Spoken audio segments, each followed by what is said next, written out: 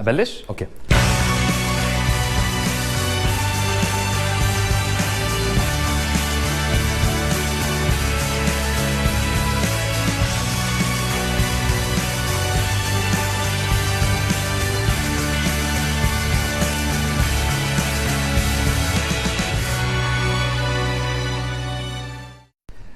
يسعد مساكم يا أعز أحبابنا، ومعماري إلنا وما لنا عنه غنى. جود كويس؟ لا وين كويس؟ طب ممكن أنا محضر غنية ثانية ممكن؟ أكيد مستغربين وعم بتقولوا شو عم بيصير بمكاتب هاربر وببرنامج معمار. إحنا عم نحضر لاستقبال ضيفة كتير مميزة وحابين نذكرها بمرحلة كتير حلوة بحياتها. كيفك يا محمد؟ كيفك يا منال؟ شو أخبارك؟ شايف شو عم بيعملوا فيه الكرو؟ شو النشاز الحلو قصدي الصوت الحلو قصدك صح؟ أعطيني فرصة منال. ضيفتي صاحبة صوت رائع، بنت بلد وجدعة وبتحب الحياة وكتير مهضومة. ضيفتي هي الفنانة الفلسطينية اللي كنا حبيناها وتابعناها بأحد أهم برامج تلفزيون الواقع الغنائية. ضيفتي هي الفنانة منال الموسى. طب منال، أنت بتتذكري غنية اللي عملتيها بتجارب الأداء أو الغنية إلك؟ اسمعوا منال حتغني وقارنوا مين صوته أحلى، أوكي؟ تغني معي. بحاول. تذكرها؟ اوكي متذكرها؟ ايه طبعا انا كنت معاكي بالاداء صح يوم دقيقه. جايب لك ستيكر. رقم الحقيقي كمان؟ مش متذكر والله. تحطيه. يلا هيك منيح؟ ايه حنغني مع بعض واحكم علينا مع بعض، اوكي؟ يصبرني الما يدري بيا، يصبرني الما يدري بيا، ويقول تهون تهون. أنا بحب صوت منال كتير وراح أعترف لكم بسر، أنا كنت أصوت لها كتير لمنال وكتير زعلت لما ما ربحت. 10 وشفت بولها وتاليها شلون شلون ينسيني من ينسيني، ينسيني من ينسيني حزني والهموم وانطيه الباقي من سنيني وانا الممنون. ولا مرة تخيلت مهند وبرنامج معمار يستقبلوني بهالطريقة اللي عن جد بتجنن، رجعوني لأحلى ذكريات بحياتي. الله، شو رايكم؟ انا احلى ولا منال احلى؟ كمان وحده؟ لا بعدين، هلا عنا بدها عقار منال. الكل بفريق معمار وفريق هاربر فاتوا بالجو وكتير حابين منال وعم يطلبوا منها اغاني. بدكم تطولوا بالكم يا شباب، عندنا حلقه نصورها بس نخلص بنلاقي لمنال العقار اللي بدها اياه بنعمل حفله كتير حلوه. معلش يا شباب طولوا بالكم. وحده مهند حرام. لا بعدين عندنا عقارات هلا. والله حرام. معه حق مهند، لازم اعتذر عن طلبات الشباب لانه انا اليوم جاي اطلب من مهند شيء. بس نخلص بنعمل حفله وبتغني منال. يلا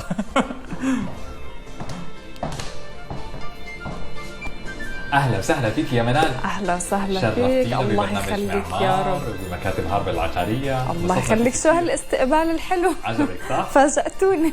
وانت فاجأتينا بصوتك الرائع. الله يخليك يا رب. منال خبريني كيف فينا نساعدك؟ احيانا بكتب وبلحن وبطلع معي شغلات حلوه، عشان هيك رح اطلب طلبي من مهند بطريقتي الخاصه.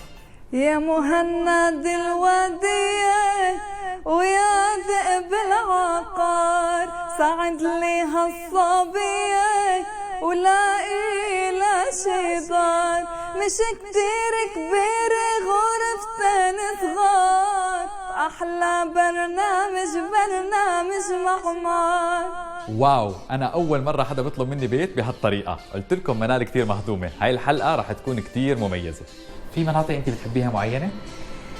شوف أنا بحب كل دبي. أوكي. بس عم بفكر بداون تاون. أوكي.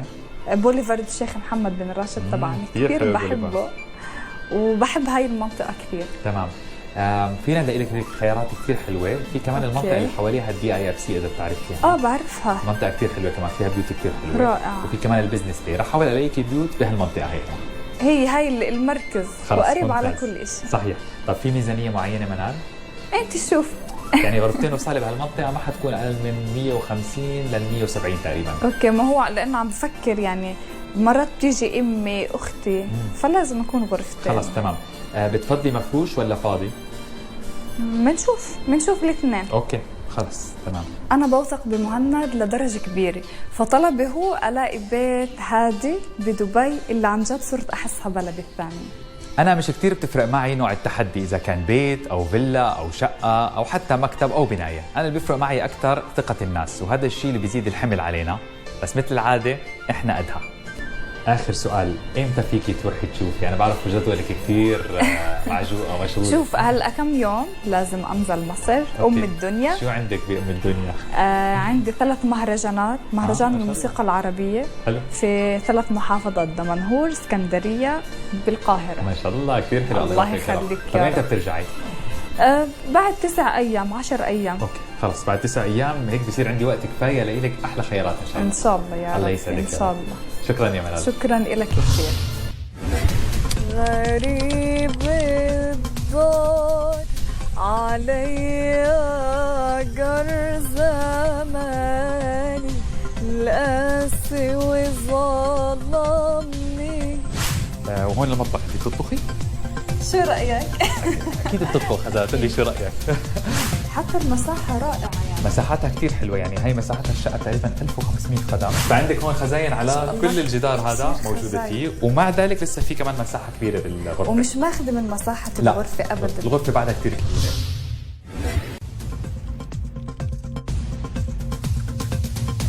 اسمعوا، منال حتغني وقارنوا مين صوته احلى، اوكي؟ غني معي. بحاول. بتذكرها؟ اوكي متذكرها؟ ايه طبعا انا كنت معاكي بالاداء صح يوم دقيقه. يصبرني الما يدري بيا ويقول تهون تهون. مرات بتيجي امي اختي فلازم اكون غرفتين. خلص تمام. بتفضلي مفروش ولا فاضي؟ بنشوف الاثنين. اوكي.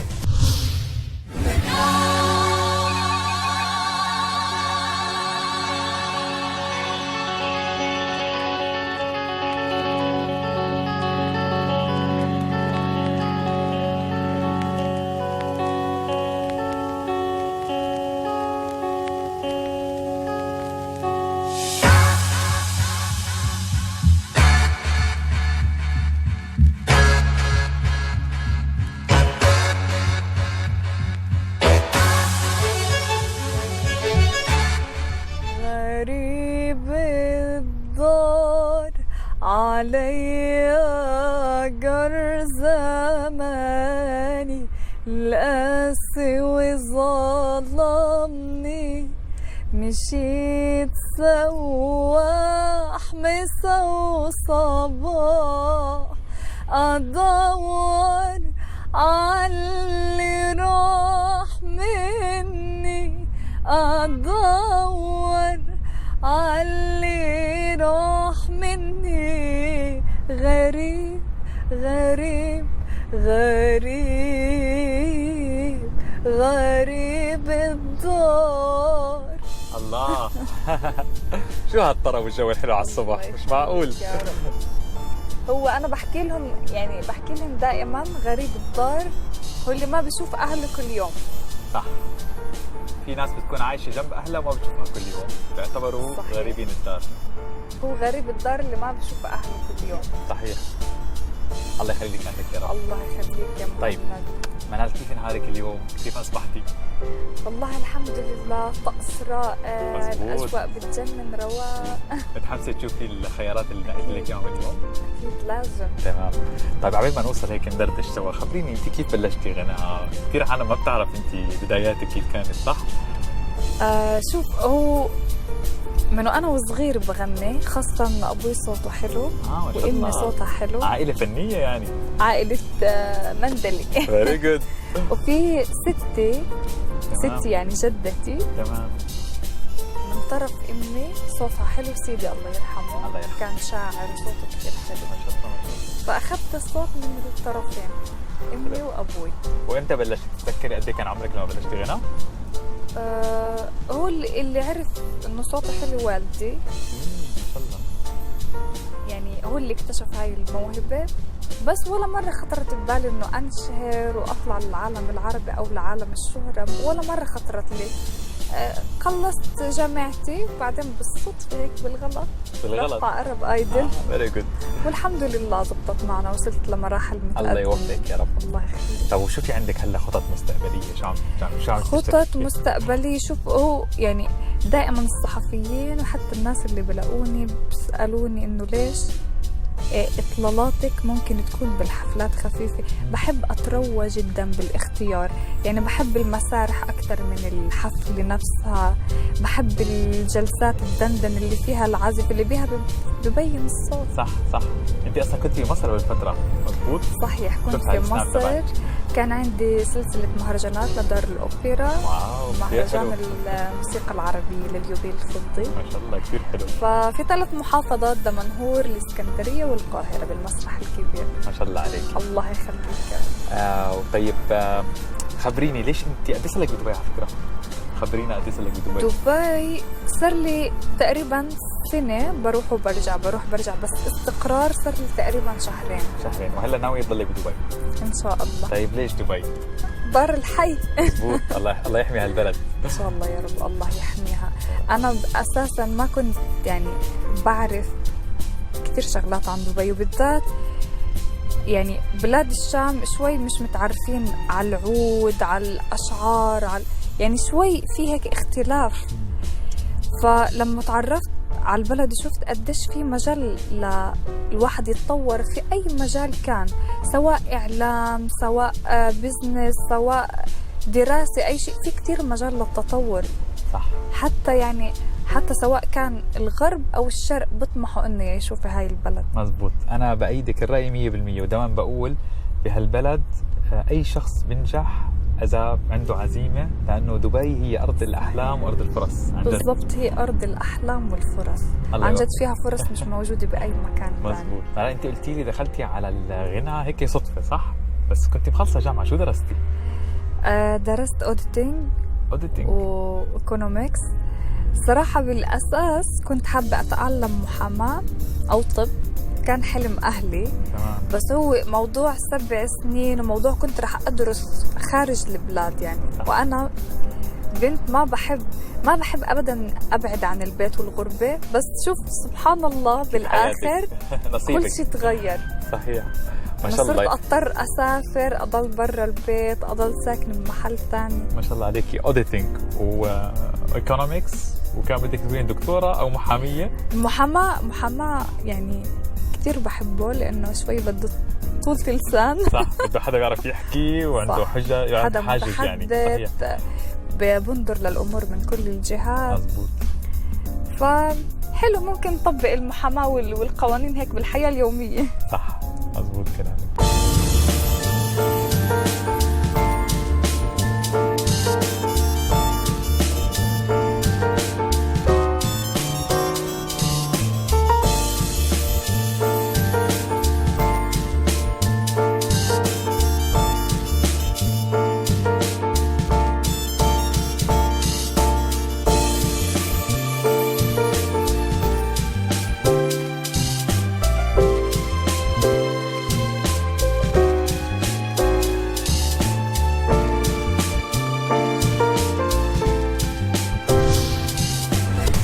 أول ما نطلع شباب ناكل شيء.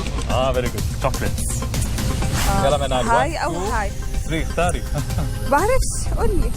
اسمعي خذي ثنتين. يلا تعالي. ثنتين أكيد. منال خبريني، قد ايه بتاخذك وقت تختاري أغنية جديدة لبنانية؟ الاختيارات هي بتحدد مصيرك أو طريقك.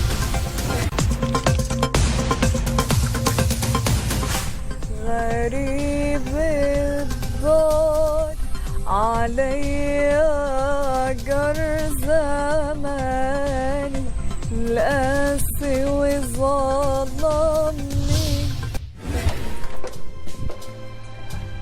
منال، هي شقة بالطابق الأول ببرج فيو السي. هي شقة غرفتين وصالة مثل طلبك. بدي اخذك تشوفي اول شيء غرفه الصاله مع الاطلاله كثير حلوه، بس اعطيك شويه تفاصيل. هون في مثل حمام للضيوف مع مخزن للغساله للامور هاي بالبيت. غرف النوم هون ورانا، بس بدي اخذك اول شيء تشوفي الاطلاله لانه احلى شيء بهالبيت اطلالته. طبعا. وهون المطبخ، انت بتطبخي؟ شو رايك؟ اكيد بتطبخ، هذا تقول لي شو رايك؟ لما مهند سالني اذا بتعرفي تطبخي او لا، جاوبت بكل ثقه لانه طباخه من الدرجه الاولى، وان شاء الله لازم اذوق اكلاتي للطاقم ولمهند. يلا تفضلي. هون طبعا بتصور الاطلاله بتحكي احسن من 1000 كلمه، صح؟ هو اهم شيء عندي الاطلاله. مزبوط. اطلاله كثير حلوه، برج خليفه طبعا اطول وافخم صرح عمراني في العالم اطلالتك بتكون. من اول ما مهند جابنا على البيت حسيت براحه كبيره، خاصه انه الاطلاله جدا رائعه، برج خليفه، كل شيء موجود حوالي، قريب على بوليفارد، كل شيء بالبيت رائع. واكثر شيء حبيت انه في تحت جنينه، فبتحسي في ضوء طبيعي، صح؟ في فضاء، صح. هذا الشيء كثير ناس بتحبه، يكون دائما في هيك اضاءه حلوه. تمام، شوف المطبخ. اكيد. يلا. هو هذا الجزء المهم في هذا البيت. الجزء المهم لكل السيدات، تفضلي كل الانسات. هلا الحلو بالمطبخ هون كمان، هي شغله عودتنا عليها اعمار دائما، كل التشطيبات على اعلى مستوى، حتى شايفي نوع الخشب، طريقه التشطيبات الموجوده فيه، الكاونتر توب جرانايت، وراكي في هون اذا بتلاحظي كل الاجهزه الكهربائيه مخفيه بالخشب، يعني كلها جدران خشبيه. البراد، الالوان كثير غنيه، صح؟ الثلاجه، كل شيء مجهز، حتى الغاز، كل شيء موجود بالبيت. يعني بتعملي وليمه، طبيخ كثير طيب. هو الطبيخ اهم شيء. هلا انت غناكي احلى ولا اكلك طبيخك احسن؟ يعني نص بين. اذا بتطبخي مثل ما بتغني اكيد اكلك طيب. الله يخليك، الله لازم يسلمك. نجرب. اكيد. يلا تفضلي. هلا نشوف غرف النوم. من هون اذا نفوت في عندنا غرفه النوم، تفضلي. الغرفه اللي على اليمين منال، ايه تفضلي معي هون اوريك. يلا. هون طبعا احلى شيء بهالغرفه منال كمان انه هي تعتبر مثل ماستر روم، عندك الخزاين في الجدران وعندك حمامك. غرفه كثير حلوه. انت قلتي لي انه يمكن اهلك بيجوا دائما بيزوروكي، بيعيشوا معك بدبي، فصار عندك هون غرفه تستخدميها للضيوف او لما اهلك بيجوا يزوروكي. حتى المساحه رائعه، يعني مساحتها كثير حلوه، يعني هي مساحتها الشقه تقريبا 1500 قدم، تعتبر اكبر 2 بدروم، غرفتين وصاله في كل برج فيوز، يعني هم 3 ابراج، هي اكبر غرفتين وصاله. رائع جدا، كثير بحب الوسع. الكل بحب الوسع. حلو. بخنق هيك لو صار مثلا عزيمه او اي شيء في البيت، اذا حسيتي صغير البيت. طبعا هاي طبعا الماستر بدروم. اذا بتشوفي كمان عندك شبابيك كثير عاليه، فاضاءه طبيعيه، وشيء كثير مهم الخزاين. شوف في خزاين. اكثر شيء عجبني بالبيت الاطلاله، المساحه الكبيره، خاصه انه عندي مشكله مع الاماكن الضيقه. المطبخ جدا رائع، ولو كان اضيق من هيك ما بعرف اشتغل، خاصه اذا حدا صار يلف حوالي. وإشي كثير حبيته الخزاين، خاصه انه عندي كثير عشق للشوبينج، فعندك هون خزاين على كل الجدار، هذا موجوده فيه، ومع ذلك لسه في كمان مساحه كبيره بالغرفه، ومش ماخذه من مساحه الغرفه ابدا. الغرفه بعدها كثير كبيره. عندك هون كمان ماستر باثروم، حمام الرئيسي. الحلو فيه كمان مجهز بالكامل على اعلى مستوى التشطيبات، وفي عندك ستاندينج شاور، وعندك كمان الباث توب او البانيو. فبالعاده كمان ما بتلاقي هدول الاثنين الا بالمشاريع الفخمه مثل مشاريع اعمار. صحيح. تمام. شوف هيك رح تيجي. هو هذا كثير بحبه عشان المي ما تطلع لبرا. صحيح. بكون هاي التشطيبات كمان بتاثر كثير مثل ما شايفه. عجبك الانطباع الاول؟ رائع، كثير حلو. تمام. انا حسيت عجبك البيت، صح؟ صراحه كثير ارتحت له. حسيتك جوع تقولي واو حلو وانبسطتي. شوف هو المساحه والفيو اكثر شيء عجبوني، وانا بهتم جدا والتشطيبات كثير حلوه، والمنطقه كثير حلوه. انت انا كثير حلوه. البرج فيوز كثير بحبه منال، لانه انت قريبه على وسط مدينه دبي، انت بوسط مدينه دبي بس صحيح. بعيده عن الزحمه تبع البوليفارد، يعني اقرب انت بشارع، بس بنفس الوقت يعني بالداون تاون وبرا الداون تاون، صح؟ بس تقريبا نفس الاطلاله مزبوط. نفس الاطلاله، وانت بمنطقه وسط مدينه دبي، يعني من مشاريع اعمار. صحيح. تحبي تعرفي شو الاجار؟ اكيد لازم. الاجار 170,000، وفيك تدفعي على شيكين او 4 شيكات. وكمان هذا سعر كتير حلو لانه كمان البيت مفروش مثل ما شفتي. خاصة مع المساحة هاي مزبوط. رائع جدا. مزبوط. يعني كل شيء عجبك بالبيت صح؟ كل شيء رائع. نتوكل على الله يعني؟ بعد رح أشوف إشي ثاني. أنا حسيت مهند انصدم مني إنه لازم أشوف بيت ثاني، إن شاء الله ما يكون زعل. ما بعرف شو صار، دخلنا على البيت كتير مبسوطة وواو وكتير عجب البيت، بس لما سألتها إنه تتوكل على الله وتاخذ هذا البيت قالت لي لا بدها تشوف شيء ثاني.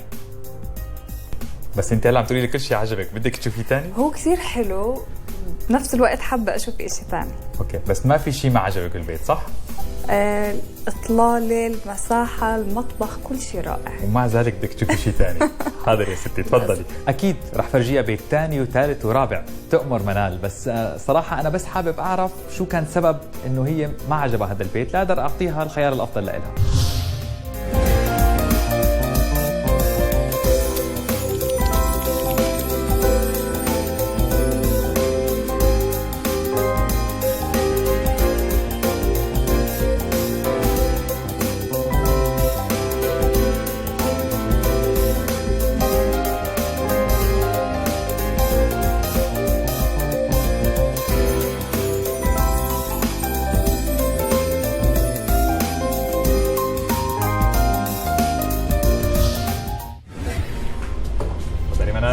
شكرا جزيلا. عفوا. هلا رايحين نشوف مكان ثاني وحوجيكي ثاني وثالث لحد ما تختاري اللي بيعجبك، تمام؟ جاهزة؟ الله يخليك جاهزة يلا. أكيد. في شيء حلو قبل ما نطلع شباب ناكل شيء؟ فيري جود، شوكليتس. عشقي. إيه يلا. كنا بشقة البرج فيوز، حسيت للحظة إنه منال عندها يعني شيء خاص اللي خلاها تغير رأيها، لأنه كثير كانت عجبتها الشقة، بعدين فجأة قالت بدها تشوف شيء ثاني. بس لما نزلنا تحت عند السيارة وشفت كيف احتارت باختيار الشوكليت عرفت إنه في مشكلة ثانية. مين أطيب وحدة؟ والله أنت اللي حتاكلي يا منال، يلا قرري. طب قول لي مهند ساعدني، ادعمني. في هاي طيبة وفي هاي طيبة، أنا بحب هاي. خلص عرفنا شو القصة، وعلامة الاستفهام الكبيرة اللي كانت عندنا بالبداية لقينا حلها. يلا منال، هاي أو هاي؟ 3 اختاري. بعرفش، قول لي. اسمعي خذي التنتين، يلا تعالي. تنتين أكيد؟ أكيد يلا.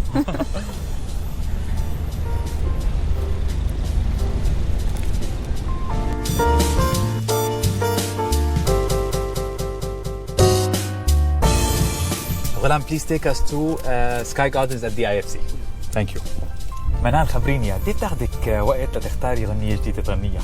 هو هاي قصة طويلة، قصة وحكاية. خبرينا عنها وقت نوصل يلا. في إشي رح أحكيه عني لأول مرة، تقريباً أغلب الناس ما بتعرفوا عني.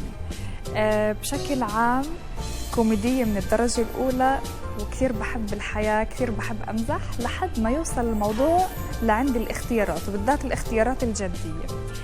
فلو الموضوع عندي ورح أختار بيتي رح ياخد كثير وقت طويل، فعشان هيك حبيت أختصر على نفسي وخليت مهند يتولى الموضوع ويختار لي البيت المناسب لإلي. هاي أو هاي، بقعد أصور بالتلفون وأزوم وأشوف لحتى أختار. بحب أتروى جدا بالاختيارات بالذات بالأغاني. أنا هيك حسيت إذا قعدتي لتختاري شوكليت برا السيارة دقيقتين. بس ما فيك تعملي بكل شيء هيك، فيني ما فيك تاخذي دائما الخيارين. شوف الاختيارات هي بتحدد مصيرك أو طريقك، صح. فهمت؟ بس مش بالشوكليت بس، كمان كل شيء صح بالحياة. أنا بحب الشوكولاتة كثير، ويعني بننوع. حلو. هلا عرفنا شو هي مشكلة منال، بس يا ترى شو هو الحل؟ الله يوفقك يا رب. الله يحفظك. ودائما تقومي بالاختيارات الصائبة بحياتك. إن شاء الله يا رب. إن شاء الله يا رب. خبرنا عن سكاي جاردنز. ويلكم اول شيء لسكاي جاردنز. ثانك يو. من اشهر البنايات اللي حنفرجيك اياها اللي هي سكاي جاردنز، مثل ما لنا شايفين تصميم فندي. بس بدي اخذك على احلى مكان اللي هو الصالون، وبطريقنا بنمرق على الجزء الأهم، جزءك المفضل. شكل كيفك رجعنا لك. شو منال، شو رايك بالبيت؟ والله رائع. صح كثير حلو. هقول لك شغله، رح عد للثلاثه واختاري لنا بيت عشان نخلص لك ورقه. يلا اوكي، يلا 1 2 3.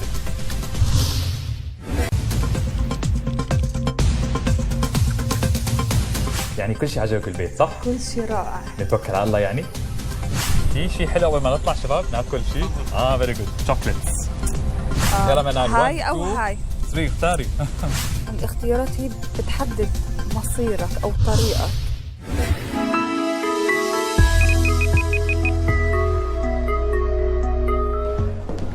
هلا انت بتعرفي احنا كثير قريبين على وسط مدينه دبي، مشي شو مثل شفتي بالسياره فاتتنا شي يمكن 3-4 دقائق صح؟ فمنطقه كثير هيك راقيه وقريبه على المنطقه اللي بتحبيها صح؟ مرحبا يا تشاكي. اهلا وسهلا. كيفك؟ شو اخبارك؟ تشاكي من هاربر ريل استيت. شو اخبارك؟ تشاكي من هاربر ريل استيت، خبير عقاري محنك. طيب ومنال طبعا غني عن التعريف اكيد ضيفتنا. خبرنا عن سكاي جاردنز تشاكي. ويلكم اول شيء بسكاي جاردنز. ثانك يو. من اشهر البنايات اللي حنفرجيك اياها اللي هي سكاي جاردنز، مثل ما لنا شايفين تصميم فندي معظمها. فمحضر لكم 2 bedroom شيء فوق الخيال. فوق الخيال. شو رايك؟ تمام متحمسه؟ طبعا. يلا خلينا نشوفها. تفضل. تفضلي منال. سكاي جاردنز من اشهر البنايات بالدي اي اف سي، المتميزه من تصميمها من قبل فندي، مطورها الرئيسي مزايا ريل ستيت. وستراتم هي شركه اداره جمعيات الملاك، هي المسؤوله عن المبنى. سكاي جاردنز تحتوي على 39 طابق سكني من 500 ل 75 وحده تقريبا، متنوعين من استوديو ل 1 bedroom ل 2 ل 3 لدوبلكسز بلس عندنا كمان لوفت هاوسز بنت هاوسز. طبعا البنايه بتحتوي على مسبح كثير فخم مع جاكوزي اللي هن موجودين بالطابق ال40، بالاضافه لجيم وصاله رياضيه. ومثل ما لنا شايفين اللوبي متنوع وفخم كثير من تصميم فندي ديزاين اللي بيحتوي على محلات مختلفه من مطاعم لسباز لصالونات. احنا بالطابق الاول على فكره رقم 110. اهلا وسهلا. هلا بيك. هاي الغرفتين وصاله اللي حكينا عنهم. تمام. عندنا حمامين وحمام ضيوف، والشقه بتحكي عن حالها 1500 قدم مثل الشقه اللي ببرج بيوس. فرح اترككم تشوفوها لحالكم. شكرا تشاكي. يلا اهلا وسهلا. هون في حمامنا للضيوف مثل ما شايفه وحكينا عنه تشاكي، مساحته حلوه صح؟ مرتب. هون غرف النوم الماستر بدروم وغرفه الضيوف، هلا بنشوفهم بعد شوي. في هون غرفه لللاندري اللي بيحطوا فيها يعني الغساله والامور هاي، النشافه الامور هاي. بس بدي اخذك على احلى مكان اللي هو الصالون، وبطريقنا بنمرق على الجزء الأهم، جزءك المفضل. يلا تفضلي. هذا البيت كثير عجبها لمنال، بس انا حاسس انه شو ما شرحت لها ما راح ينفع معها، لانه البيت الاول كثير عجبها كمان بس بالنهايه ما اختارته. مثل ما شايفه المطبخ كثير حلو، الوانه الكونتراست بين الخشب والابيض. كل شيء الالوان الفاتحه بحبها كثير، حتى الخشب. ممتاز. هلا الحلو بهذا المطبخ منال انه مفتوح على غرفه الطعام والصاله، فبتكوني انت عم تطبخي وبتغني وعم تحكي مع ضيوفك. شيء كثير حلو كمان انه كل شيء موجود بيلت ان، يعني شايفه البراد بقلب الخزانه موجود، الفريزر كله موجود، حتى في هون جلايه الصحون. يعني انا بحب اجلي كمان، بس زياده الخير خير يا عمي. منال بتغني وبتطبخ وكمان بتحب تجلي. الله يخليك، ما شاء الله عليكي، سوبر وومن عن جد. هاي صالون طبعا. الشيء حلو كتير بالصالون مساحته مثل ما شايفه. وشغله كتير مميزه فيه منال انه كمان التصميم تبعه من شركه فندي مثل ما شايفه، شركه مزايا ريل استيت اللي هم المطور الرئيسي لهذا المبنى، تعاقدوا مع فندي ماركه عالميه لتصميم كل هاي الشقق. فعندك شيء مميز بهاي الشقه كمان. روعه صح؟ كثير حلو الالوان، صح. كيف هيك هدوء، شيء بيريح الاعصاب. بحب الالوان الفاتحه بالديكور دائما. ممتاز، كثير حلو. واطلالتها كثير حلوه على طريق الشيخ زايد، وعندك الاميريتس تاورز فيو، شيء كثير حلو. والله تمام. نشوف غرف النوم. يلا تعالي. هلا احنا هون، هاي غرفه الضيوف. الحلو فيها حمامها معاها. امي اختي. مزبوط، امك اختك اي ضيوف بيجوا عندك عندهم غرفه كمان تصميم فندي. وعندك كمان خزائن بلت ان بالجدار موجوده. هاي موضوع الخزائن مهم كثير مهمه صح؟ شوفي شويه تفاصيل، لانه دائما قصص الاغراض للشوبينج وللاشياء اللي تحطيهم صح؟ طمن على حالي. مزبوط. نشوف الماستر بدروم. يلا. الشيء الوحيد اللي عم بفكر فيه بهاللحظه كيف اوصل لمهند انه انا صرت محتاره اكثر. لانه عن جد الاثنين حلوين. شوفي المساحه احلى صح؟ مساحه سلام. حلوه وكثير كمان. شايف حجم المرايا؟ مرايه كثير حلوه عشان تزبطي اهم شيء المرايه. مزبوط. والحلو كمان مساحه كثير حلوه ومناسبه. كثير حلوه. فعندك كمان تصميم فندي مره ثانيه، كله تصميم فندي، فبيعطيكي كمان اسلوب حياه كثير راقي وكثير حلو. شو رايك؟ طبعا كثير حلوه كتير ولا كتير حلوة؟ شو سويت فينا مهند؟ حرام عليك. يلا تعالي نحكي على التفاصيل مع تشاكي.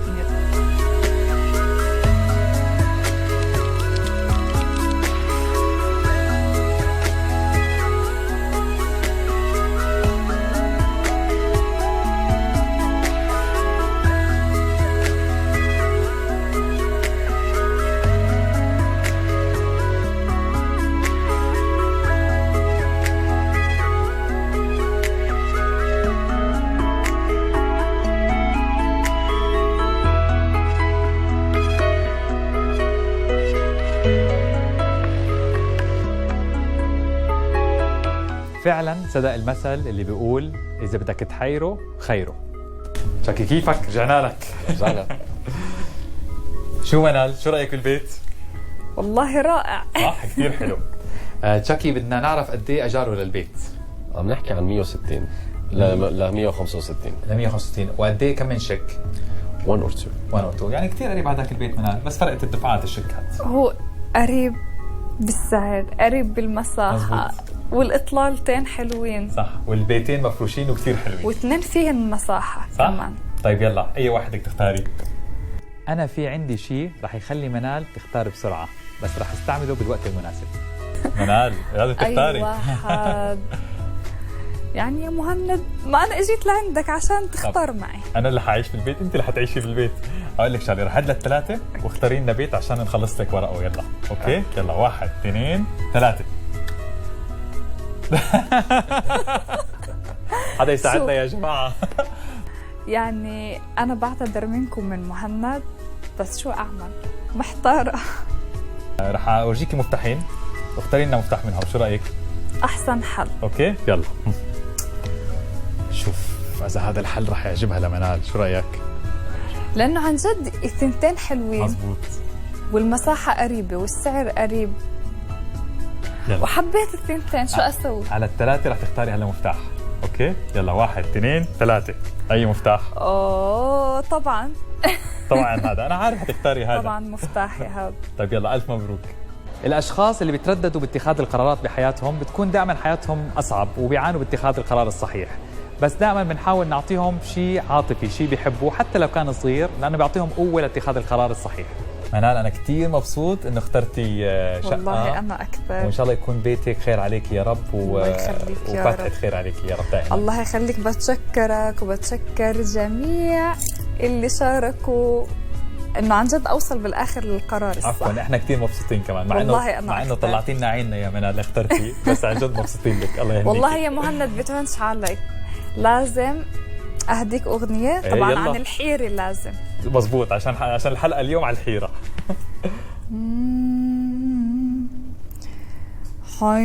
حيرتي قلبي معك وانا بداري واخبي، قول اعملي وياك ولا اعملي ويا قلبي، بدي اشكيلك من نار حبي، بدي احكي لك عاللي في قلبي، واقول لك عاللي سهرني، واقول لك عاللي بكاني، واصور لك ضنا روحي، وعزة نفسي منعاني،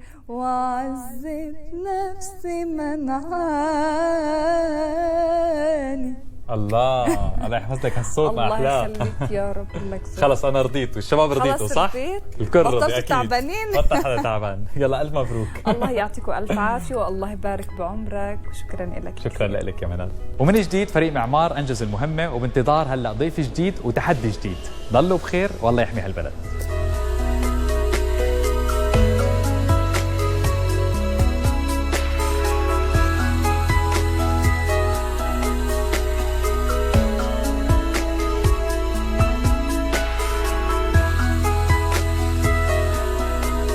ما لازم تشتري أي وحدة عقارية عن طريق أي إعلان أو دعاية لبيع العقارات إذا ما بتتضمن الرقم المرجعي للموافقة المسبقة من مؤسسة التنظيم العقاري، لأنه بيعتبر هذا الإعلان غير نظامي، وبالتالي لا يجب التعامل مع هذا المعلن العقاري.